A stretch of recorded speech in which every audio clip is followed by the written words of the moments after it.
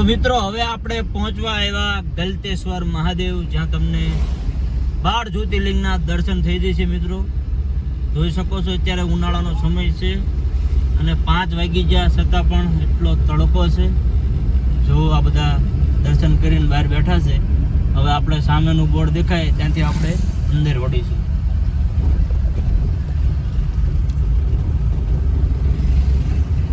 ચાલો હવે આપણે જઈશું ગલતેશ્વર. અહીંયા હવે આપણને ખબર નથી કેટલા સમય બાદ આવ્યા છે, એટલે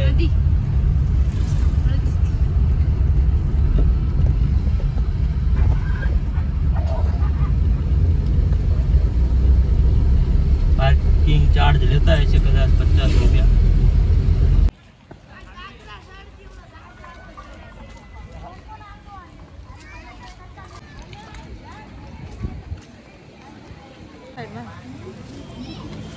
તો મિત્રો તમે જોઈ શકો છો આજે છે સોમવાર, છતાં પણ આટલી ભીડ છે. જો આ છે મુખ્ય ગેટ.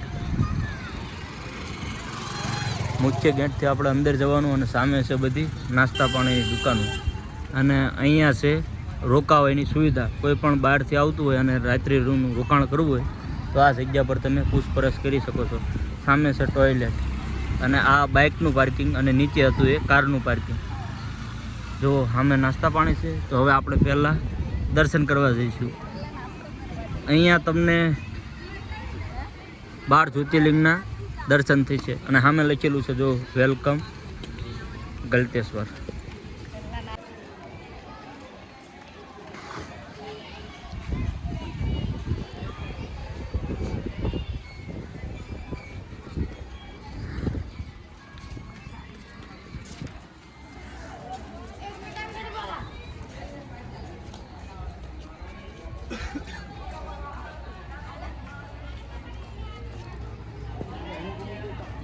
તો જો મિત્રો આ છે નવું ગાર્ડન બન્યું છે ફોટોગ્રાફી માટે અને સામેનો હોલ છે ત્યાં પ્રસાદી લેવામાં આવે છે મિત્રો.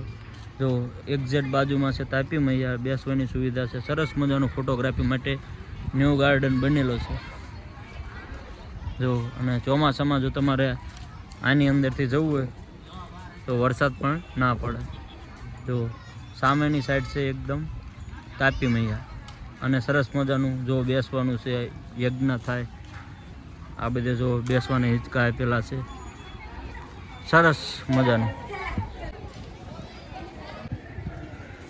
તો જો મિત્રો અહીંયા લખ્યું છે દાન.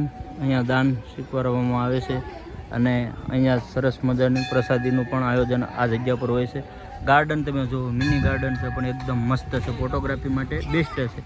અને સૌપ્રથમ આપણે આ મંદિરના દર્શન કરીશું અને મુખ્ય મંદિર જો આ છે ગલતેશ્વરનું અને સામે પ્રતિમા આપેલી છે ત્યાં ફોટોગ્રાફી કરીશું અને અંદર પણ જઈશું. જો નીચે પણ ટોયલેટ આપેલું છે અને સામે એક નાનકડી એવી દુકાન છે.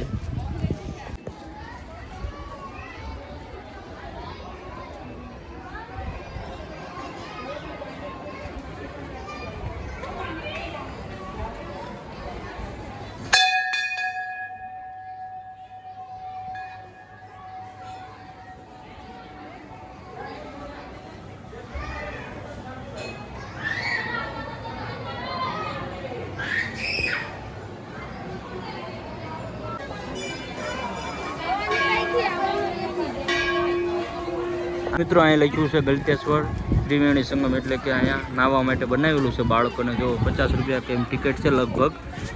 આ બધી લાઈન છે, અહીંયાથી તમે અંદર નાહવા જઈ શકો છો. અને અહીંયા દર્શન થાય છે આપણને સિદ્ધાર્થમાં તાપીના. જો અહીંથી તાપીમાં દેખાય અને આ જે છે એ છે નાનકડું એવું આવું બનાવેલું છે વોટર પાર્ક જેવું.